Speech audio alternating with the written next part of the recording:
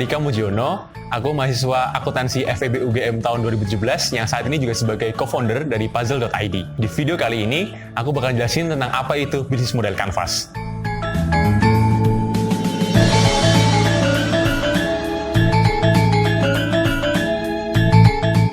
Bisnis model Canvas atau BMC adalah sebuah template atau framework yang biasa digunakan oleh seseorang untuk menjelaskan model bisnis dari usaha yang mereka miliki. BMC ini biasa digunakan bagi mereka untuk mempermudah memahami bagaimana proses ataupun model bisnis yang mereka miliki. BMC terdiri dari 9 blok yang sebenarnya utamanya terdapat 4 elemen penting. Elemen yang pertama adalah value proposition, yang kedua adalah infrastructure atau operasional, yang ketiga adalah marketing atau customers, dan terakhir adalah finance. BMC ini akan memudahkan teman-teman untuk memahami proses bisnis atau model bisnis yang teman-teman miliki. Sehingga teman-teman lebih mengetahui sebenarnya kekuatan apa yang dimiliki oleh bisnis yang sedang teman-teman buat.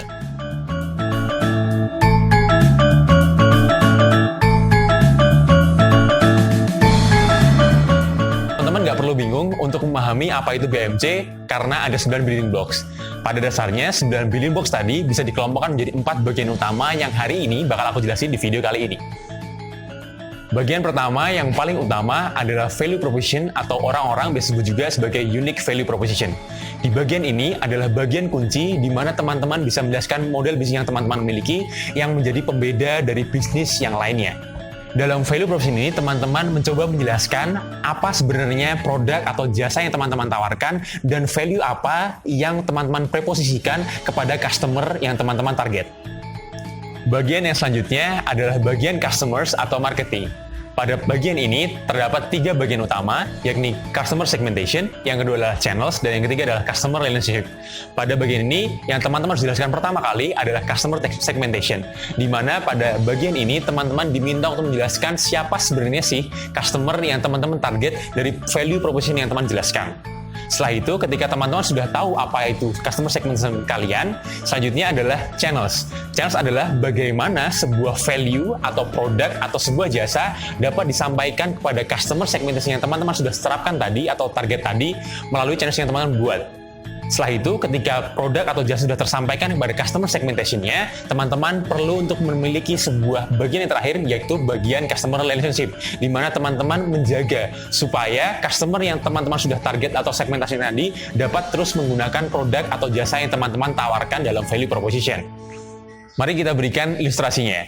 Kita ambil contoh ride hailing, atau di Indonesia biasanya didominasi oleh Gojek ataupun Grab. Dalam hal ini, value proposition mereka adalah sebuah solusi yang memudahkan orang-orang dengan mobilitas tinggi untuk mendapatkan hal-hal yang mereka butuhkan, dari mulai makanan hingga barang-barang ataupun hal lain yang mereka butuhkan dalam waktu cepat hanya dalam genggaman yang mereka miliki. Dalam hal ini, customer segmentation mereka beragam, tapi biasanya dapat didefinisikan dari usia yang memang membutuhkan atau bisa menggunakan gadget, seperti usia 18 tahun sampai usia lanjut. Seperti itu. Lalu untuk channels-nya adalah aplikasi yang mereka buat sedemikian rupa dari UI UX yang memudahkan customer untuk dapat menggunakan fitur-fitur yang ada dalam Gojek ataupun Grab. Lalu customer relationship-nya, jika kita ambil case GoFood misalnya, yaitu promo, diskon, ataupun hal lain yang membuat mereka untuk tetap bertahan menggunakan aplikasi dan menggunakan Gojek ataupun GrabFood. Bagian selanjutnya adalah bagian operasional ataupun bagian infrastructure.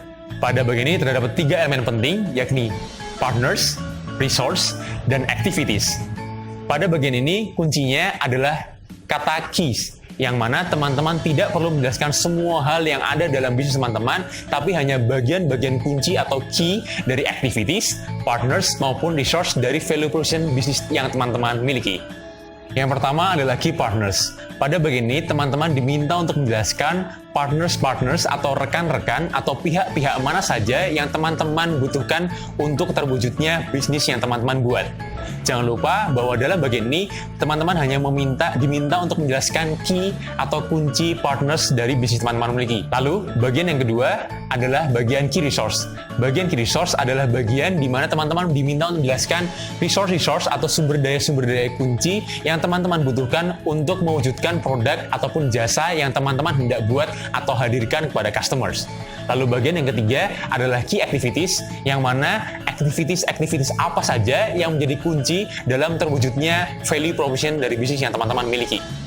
Mari kita berikan contoh untuk bagian dari infrastruktur ataupun operasional. Key partners dari Gojek ataupun Grab adalah drivers dan merchant-merchant yang mereka miliki, yang mereka kumpulkan dalam satu aplikasi yang mereka berikan pada customer. Lalu, activities yang menjadi kunci dari bisnis mereka adalah pengantaran barang antara customers memesan melalui aplikasi dan pesanannya diterima oleh merchant ataupun driver sehingga langsung dapat terkoneksi antara customers, driver, dan juga merchant. Lalu, untuk contoh dari key resource dari Gojek ataupun Grab adalah yang pertama adalah aplikasi yang mereka miliki pasti membutuhkan sebuah database atau sistem informasi yang begitu rumit sehingga menjadi sumber daya yang mereka punyai. Lalu selanjutnya adalah para database dari merchant ataupun data-data dari misalnya customers, drivers, merchant, dan segala hal yang mereka memiliki yang digunakan sebagai basis pengambilan keputusan dari bisnis yang mereka miliki. Terakhir adalah bagian mendasar dari sebuah bisnis, yakni finance. Dalam bagian finance terdapat dua building blocks utama, yakni cost structure dan revenue stream. Pada bagian cost structure adalah rincian biaya apa saja yang harus dikeluarkan untuk mampu menghasilkan resource dan activities untuk mewujudkan value proposition yang nantinya akan diberikan kepada customer. Cost structure dapat berupa fixed cost, variable cost, ataupun pengeluaran-pengeluaran lain yang digunakan untuk mewujudkan bisnis yang kita hendak buat. Lalu, bagian yang terakhir adalah bagian revenue stream, yang pada dasarnya adalah bagaimana caranya kita mendapatkan uang dari customer dengan menawarkan value proposition yang kita miliki. Pada era sekarang ini, revenue stream tidak hanya proses jual beli saja, tetapi jenis-jenis lain yang dapat digunakan sebagai revenue stream dari sebuah usaha yang kita miliki. Misalnya order fee, subscription fee, fee sewa, ataupun biaya lisensi, yang intinya mampu menjadi keran revenue dari bisnis yang kita bangun.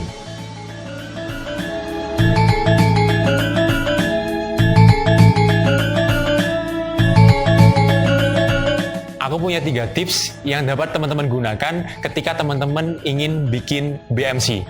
Tips yang pertama adalah utamakan value proposition. Value proposition benar-benar harus dapat menjelaskan produk dan jasa yang teman-teman berikan secara jelas dan keunikan apa yang dimiliki olehnya. Tips yang kedua adalah usahakan membuat BMC hanya cukup 1 halaman. Mengapa demikian? Karena BMC yang baik adalah BMC yang mau menjelaskan bisnis secara maksimal tapi tetap ringkas dan mampu memudahkan siapa yang membaca BMC teman-teman. Lalu tips yang ketiga, ketika teman-teman ingin mengumpulkan BMC kepada suatu perlombaan atau kompetisi, teman-teman dapat kok mendesain BMC yang teman-teman miliki semenarik mungkin. Tapi jangan lupa bahwa konten dari BMC tetap lebih utama, bukan dari artistik ataupun desain yang teman-teman bikin di BMC yang teman-teman buat. Mungkin itu aja video kita kali ini. Gampang kan buat bikin bisnis model kanvas? Jangan lupa daftar Idea Summit Batch 7 ya.